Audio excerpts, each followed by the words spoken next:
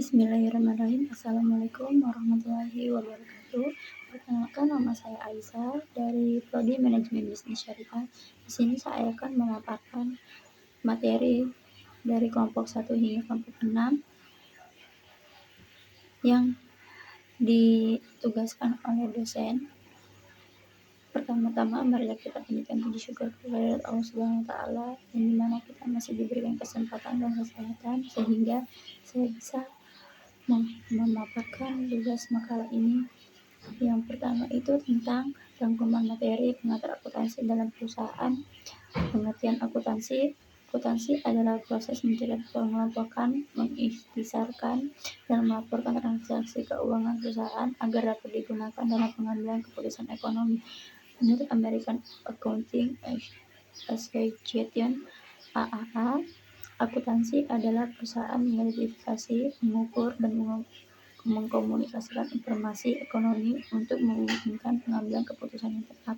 Tujuan akuntansi yaitu menyediakan informasi keuangan yang bermanfaat bagi pihak-pihak yang membutuhkan, misalnya manajemen, investor, kreditor, pemerintah, dan lain-lain. Membantu dalam pengambilan keputusan bisnis, menilai kinerja dan proses keuangan perusahaan. Yang kedua itu ada menganalisis transaksi. Analisis transaksi adalah proses menelaah setiap kegiatan ekonomi atau keuangan yang terjadi dalam perusahaan untuk menentukan pengaruhnya terhadap posisi keuangan, harta, kewajiban, dan modal. Tujuannya adalah memastikan bahwa setiap transaksi dicatat dengan benar sesuai prinsip akuntansi. Langkah-langkah menganalisis transaksi yaitu mengidentifikasi transaksi, menentukan akun yang terlibat, menentukan kerugian akun, menentukan posisi dalam persamaan dasar akuntansi, menentukan debit dan kredit,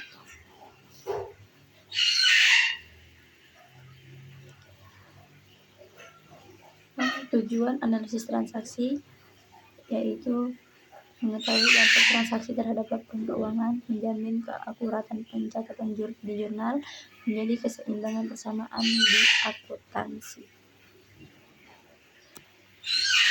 Jadi, analisis transaksi merupakan awal penting dan siklus untuk memperkuat keuangan, memastikan setiap transaksi tercatat dengan benar dan sesuai dengan prinsip debit kredit, sehingga laporan keuangan menggambarkan kondisi perusahaan secara akurat. Materi yang ketiga yaitu proses penyesuaian. Pengertian penyesuaian adalah tahap dalam siklus akuntansi yang dilakukan pada akhir periode akuntansi untuk menyesuaikan saldo akun agar mencerminkan keadaan sebenarnya perusahaan sebelum laporan keuangan. Tujuannya itu ada menyajikan pendapatan dan beban pada periode yang benar, mengakui aset dan kewajiban yang sebenarnya masih ada pada akhir periode, menyiapkan data yang akurat untuk penyusunan laporan keuangan. Akun yang memerlukan penyesuaian itu beban dibayar di muka, bagian yang sudah terpakai menjadi beban. Contoh, sewa dibayar di muka, asuransi dibayar di muka, pendapatan diterima di muka, bagian yang sudah menjadi hak perusahaan diakui sebagai pendapatan. Itu beban yang masih harus dibayar, beban yang sudah terjadi tapi belum dibayar atau dicatat. Selanjutnya itu pengertian siklus akuntansi.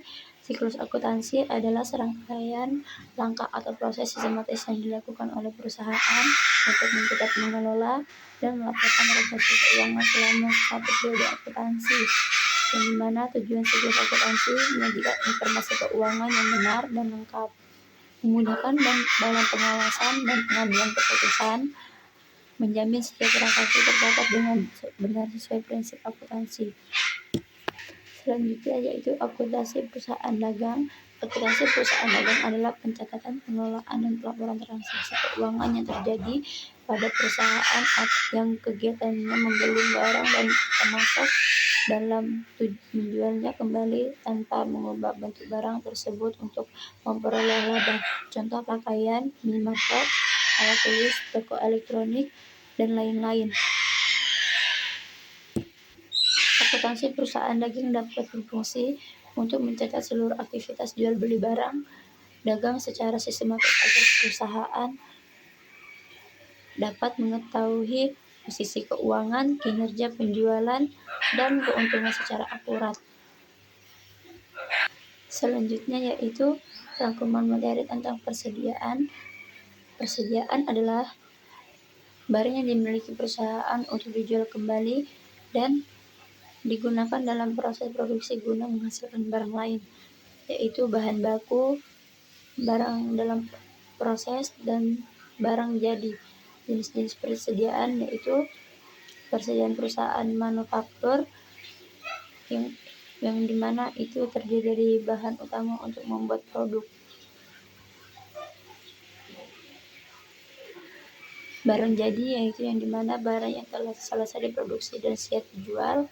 Tujuan pengelolaan persediaan menjamin kelancaran kegiatan produksi dan penjualan, menghindari kekurangan atau kelebihan stok. Baik, mungkin itu saja penyampaian materi dari saya. Mohon sekiranya saya meminta maaf jika ada kesalahan kata dan ucapan. Terima kasih. Wassalamualaikum warahmatullahi wabarakatuh.